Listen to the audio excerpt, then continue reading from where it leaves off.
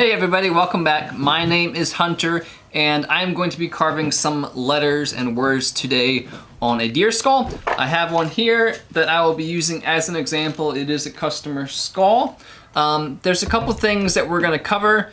The birds that you're going to use, how to transfer the image, the letters to the skull so that you get really nice even looking letters, and a couple other pointers as far as carving letters.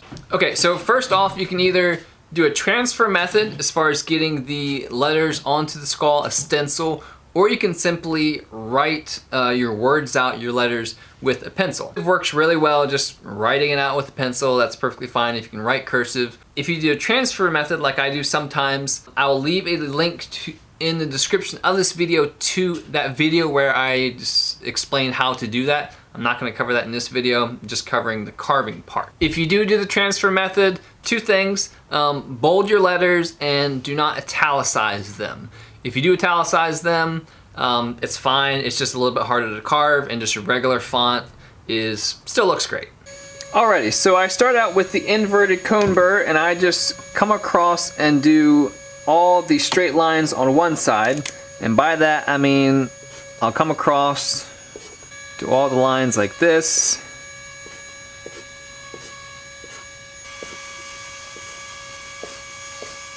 and then turn the skull around, come back, do the other edge, just go down the line.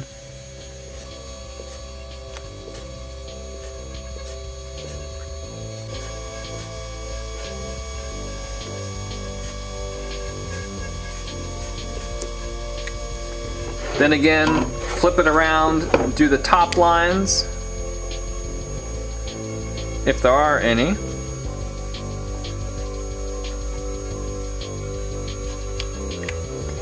Then same thing again, and do the bottom edge. After I've done all my straight edges, I come back with the ball burr and do things like S's, U's, P's, R's, O's.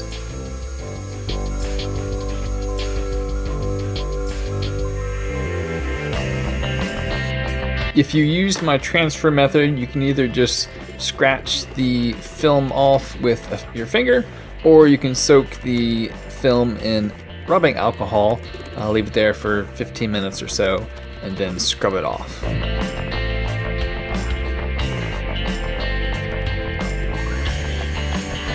After the film is off, I go back over all the letters and just clean up all the lines.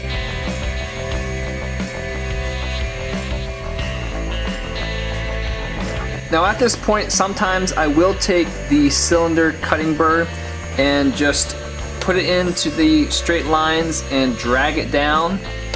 I'll do the top and then come back and do the bottom and drag it up. That way it'll just clean out the inside of that letter, and it gives it a little more depth, makes it look a little more cleaner.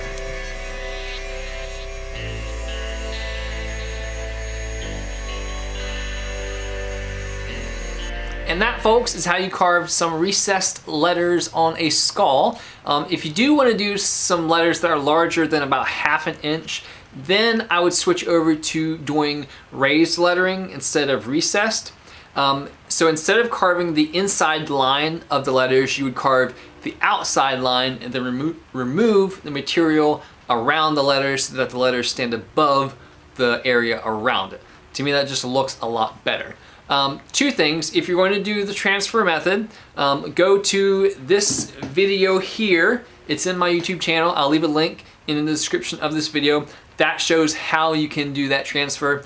And then secondly, if you're going to be doing cursive lettering, I did cover that in another video, this one here, as well. And you're just going, for cursive lettering, you're going to be using a diamond dust burr. So there's a specific one that I recommend. Go to that video, again, it's in my YouTube channel, and I will leave a link to that as well in the description of this video. I hope this video was helpful to you guys. Please let me know how it goes in your own skull carving.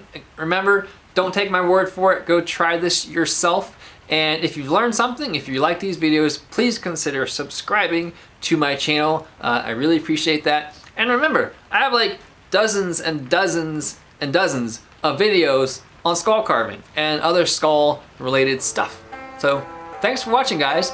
But if you want to see how the rest of the skull turns out, stick around.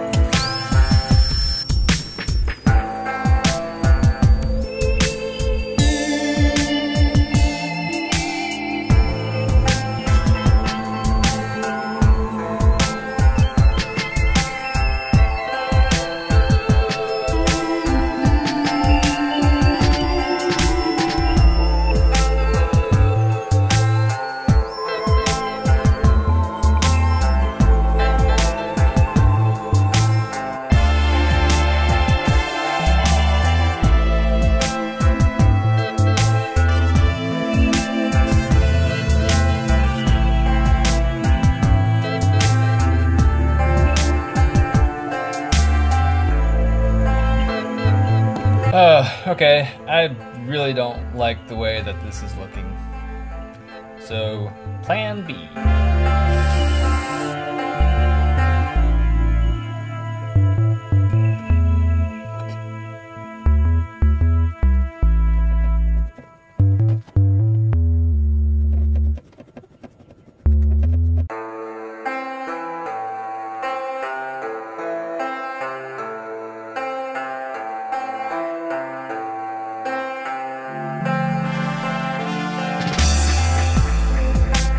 Thanks guys for sticking around. I really appreciate you watching. I did want to give a shout out and thank you to a few people.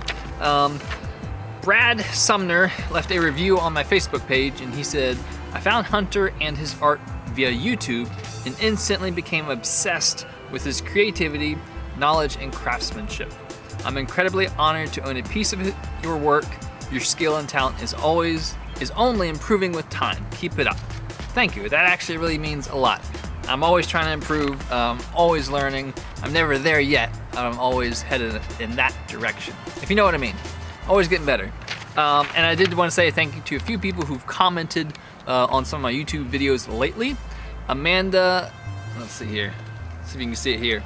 Amanda67, Michael Lopez, Larry Outlaw, and Barry Cebulski. Thanks guys for commenting.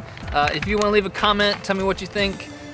What you're working on right now, if it's skulls, wood, or whatever the heck it is, comment below and we can chat. Alright guys, thanks again for watching.